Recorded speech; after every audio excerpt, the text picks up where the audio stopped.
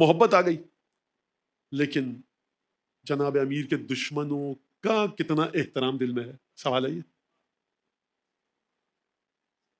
زمزم ہے, آپ نے آدھا گلاس زمزم بھرا, آدھا گلاس کراچی کا پانی. اب یہ زمزم نہیں ہے, زمزم میں ملاوٹ ہے. چلتے ہیں چھٹے امام کی خدمت میں. فرمایا ثلاثۃ لا یزکیہم اللہ یوم القیامہ ولا ینظر الیہم. 3 لوگ ایسے ہیں, 3 صفات بتائیں چھٹے امام نے کہ خدا قیامت میں ان کی طرف دیکھے گا بھی نہیں, نہ ان کو پاک کرے گا. کیا مطلب پاک کرے گا؟ ہم سب جب قیامت میں جائیں گے انشاءاللہ کہ پاک ہو کر جائیں, لیکن بہرحال کچھ نہ کچھ گناہ, خطائیں, کمیاں, بیشیاں کچھ نہ کچھ ہوں گی. تو خدا اون تبارک و تعالیٰ پاک کرے گا. اب وہ کس طرح سے پاک کرے گا؟ شفاعت کا سلسلہ قرآن میں تفصیل سے چھوڑیے اس کو, تو پاک کرے گا. فرمایا ان کو پاک نہیں کرے گا خدا. جب خدا یہ ٹھان لے کہ میں پاک نہیں کروں گا تو پھر کسی کی ہمت ہے کہ پاک کرے؟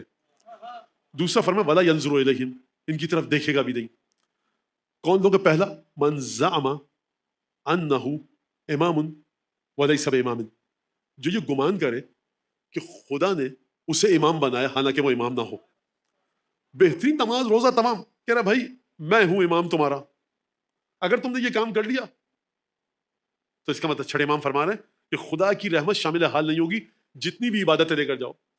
اور پھر فرمایا من زعم ان لہما فی الاسلام نصیبا فہو کافر. فرمایا کہ جو یہ سمجھے, 2 لوگ تھے اسلام میں, جو ان 2 کے بارے میں سمجھے یہ مسلمان تھے نہیں, ان لہما فی الاسلام نصیبا, کچھ تھوڑا سا اسلام ان کے اندر تھا. اسلام کی بات ہو رہی ہے, ایمان کی تو بات ہی نہیں کی مولا نے.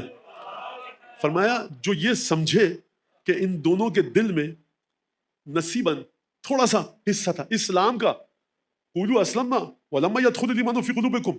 حبیب جب یہ اعراب تمہارے پاس آتے ہیں بدو اور آ کر کہتے ہیں اسلمنا, ہم آمنا, ہم ایمان لے آئے, حبیب ان سے کہو کہ دیکھو تم اسلام لائے ہو ایمان نہیں لائے. اسلام کسے کہتے ہیں؟ اسلام اسے کہتے ہیں جو حضرت امام سجاد علیہ السلام نے دعا ابو حمزہ صومالی میں فرمایا کہ ان قوما آمنوا بألسنتهم لیحقنوا به دماءهم. پروردگار کچھ لوگ ایمان لائے زبان کی حد تک, خوب توجہ کیجیے گا, زبان کی حد تک ایمان لائے یعنی اسلام لائے. کیوں؟ تاکہ ان کی گردنوں پر تلواریں نہ چلیں, کر کے اب تو حکومت محمد کی قائم ہو گئی ہے, لا الہ الا اللہ محمد رسول اللہ, لیحقنوا به دماءهم, تاکہ ان کی جان بچ جائے. فادرکوا ما عملوا, انہوں نے وہ پا لیا, یہ جو پانا چاہتے تھے, حاصل کرنا چاہتے تھے, وہ پا لیا. کیا چاہتے ہیں؟ جان بچ جائے, بچ گئی. اور پروردگار ہم ایمان لائے ہیں تیری بارگاہ میں اپنی جان و دل سے, ہمیں وہ عطا کر جس کی امید پر ہم نے اپنے ایمان کو خالص کیا. تو یہاں پر آپ نے توجہ فرمائی. اب چھٹے امام فرما رہے ہیں 2 لوگ ایسے ہیں کہ جن کے بارے میں تم یہ سمجھو کہ ان لہم فی الاسلام نصیبا, اسلام میں کچھ حصہ تھا, ایمان کی بات نہیں ہو رہی, اسلام میں کچھ حصہ تھا, فہو کافر, ان دونوں کو ایسا سمجھنے والا کافر ہوگا. یہ 2 ہیں کون؟ ان 2 کو چلیے پوچھیے جا کر سورہ احزاب سے, قرآن سے, جنگ خندق کے واقعے سے. یہ 2 صفات رکھنے والے آپ کو جہاں بھی نظر آئیں, یہ ان دونوں کے بارے میں اگر یہ سمجھا کہ رتی برابر اسلام ان کے اندر تھا تو یہ تو جائیں گے جہاں جائیں گے, آپ جہنمی ہو جائیں گے.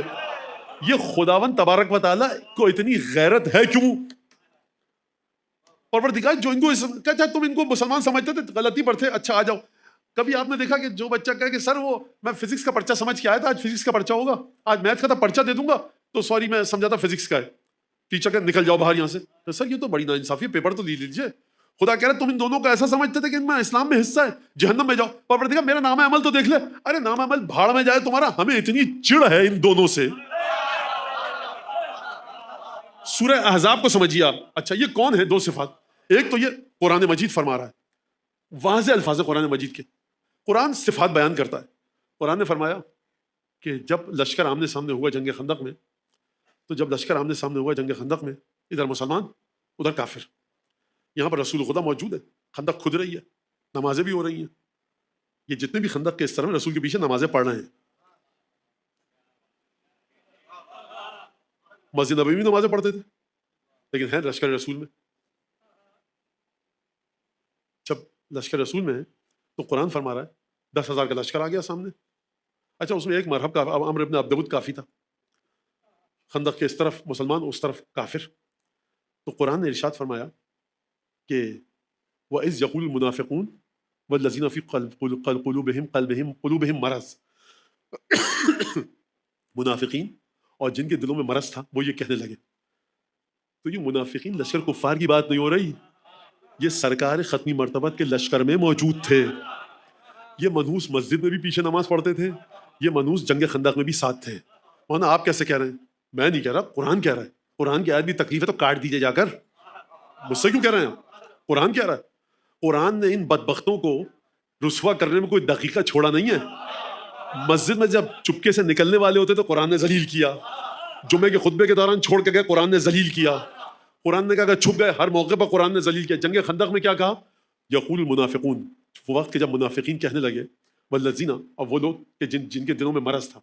اس کا مطلب ہے کہ رسول خدا کے پیچھے صرف منافق نہیں تھے, دو طرح کے لوگ تھے. ایک تو وہ تھے کہ جو منافق تھے, اسلام لائے ہی نہیں تھے سوائے زبان کے, دل میں کفر تھا. یہ تو سمجھ میں آ گئی واضح, سورہ منافقون دلالت کرتا ہے اس بات پر. ایک وہ لوگ تھے کہ جن کے دلوں میں مرض تھا. یہ کون لوگ ہیں؟ یہ پکے مومن ہیں, منافق ہیں, کافر ہیں. یہ ہے کون؟ ان کے دل میں مرض ہے. کیا مطلب مرض ہے؟ بیمار. کیا مطلب بیمار؟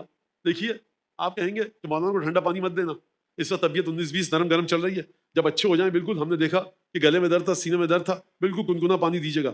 تو کیا مطلب ہے اس کا؟ جب تک حالات میرے موافق رہیں گے میں تقریر کرتا رہوں گا, ادھر ٹھنڈا پانی ملا طبیعت بگڑ جائے گی. تو یہ تو صاحب, یہ مجھے مت سمجھ گیا فی قلوبہم مرض, خدا نہ آپ کو قرار دے ان میں سے, نہ مجھے قرار دے. میں جسمانی مرض کی بات کر رہا ہوں. تو یہ جن کے دل میں مرض ہوتا ہے نا, جہاں پر حالات دیکھا ڈگمگاتے ہوئے, 10,000 کا لشکر ادھر, یا رسول اللہ یہ تو آپ نے جھوٹا وعدہ کیا تھا, یہ مسجد سے ہمارے ساتھ چلے تھے, خدا کے وعدوں پر یقین نہیں تھا. خدا کے وعدوں پر اس وقت تک یقین ہے کہ جب ہم اپنے خیالات کو خدا کے خیالات سے ٹکراتا ہوا نہ دیکھیں, ان میں تعبد نہیں ہے, ان میں بندگی نہیں ہے. ادھر لشکر کفار کو دیکھا, تعداد بہت آ گئی. وَإِذْ يَقُولُ الْمُنَافِقِينَ وَالَّذِينَ فِي قُلُوبِهِم مَرَضٌ, جن کے دلوں میں بیماری تھی. تو جن کے دلوں میں بیماری تھی یہ کیا کرتے؟ جہاں حالات کو بدلتے دیکھا, ایک دفعہ اپنے اندر کی جو چھپی ہوئی صفت تھی اس کو آشکار کر دیتے تھے اور رسول خدا پر اعتراض کرتے تھے. کیا کہنے لگے یہ دونوں؟ قرآن فرما رہا ہے, ما وعدنا اللہ ورسولہ الا غرورا, اللہ اور اس کے رسول نے ہم سے سوائے جھوٹے وعدے کے کوئی وعدہ نہیں کیا. اب آپ مجھے بتائیے, قرآن شریف پر ہاتھ رکھ کر جو رسول کے لشکر میں ہو, نمازیں بھی پڑھ رہا ہو, لمبے سجدے بھی کرے, رسول خدا کے ساتھ حج اور عمرہ بھی کرے, لیکن دل میں یہ خیال ہو جب بھی سامنے دشمن کی طاقت کو ذرا بڑھتے ہوئے دیکھا تو یہ کہنے لگے کہ اللہ بھی جھوٹا, اللہ کا رسول بھی جھوٹا, تو میں اس کی نمازوں کو مانوں یا قرآن کی آیت کو مانوں؟ لہٰذا امام نے فرمایا یہ دو لوگ جو ہیں منافق اور جن کے دلوں میں مرض ہے, ان کو جہاں بھی دیکھو یہ مت کہنا کہ ہمیں خدا ان سے دور رکھے. تم نے اگر ان کے بارے میں یہ سمجھ لیا کہ یہ مسلمان تھے, نہیں, اسلام میں ان کا ذرا سا بھی حصہ اگر مانا تم کافر ہو, تمہیں خدا ملحق کرے گا کس کے ساتھ؟ کفار کے ساتھ. پروردگار کیا گناہ ہے میرا, میں نے کون سی ایسی غلط بات کر دی, میں تو نماز روزہ کر رہا ہوں. کہا کہ دیکھو ہم نے طے کیا تھا کہ جو ہمارے رسول کی توہین کرے گا اس کے ساتھ ہمارا کوئی رشتہ نہیں ہوگا. انہوں نے ہماری توہین کی, ہمارے رسول کی توہین کی, جنگ خندق کے میدان میں کھڑے ہو کر کہا ما وعدنا اللہ ورسولہ الا غرورا, اللہ اور اس کے رسول نے ہمارے ساتھ جو وعدہ کیا تھا وہ جھوٹا وعدہ کیا تھا. تو ان کا یہ جھوٹ ہم کو اتنا برا لگا, ہمیں ان سے اتنی چڑ ہے کہ جس کے دل میں ان کے بارے میں رتی برابر اچھا جذبہ ہوگا جنت کی بو نہیں سونگھ سکے گا.